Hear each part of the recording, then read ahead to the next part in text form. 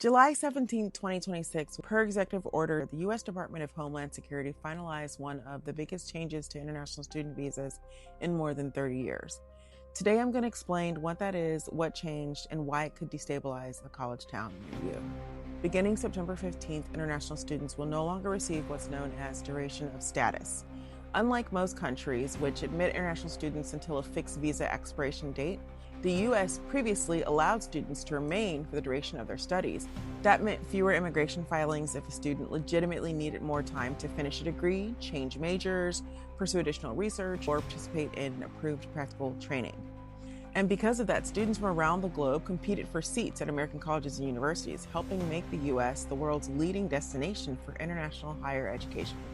International students, who make up only about 6% of all U.S. higher education enrollment, contributed nearly $55 billion to the American economy during the 23-24 academic year, and supported more than 355,000 U.S. jobs.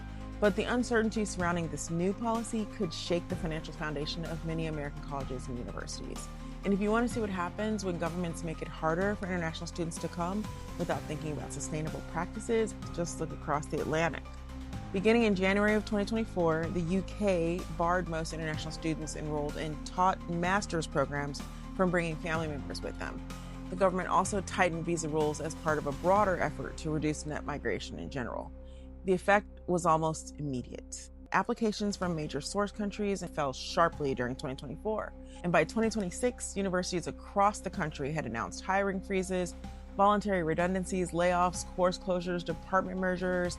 The warning signs became so serious that Britain's own parliament took notice. In May of this year, a report from the House of Commons Education Committee concluded that the higher education sector in England is facing a financial crisis that now poses a real risk of institutional insolvency.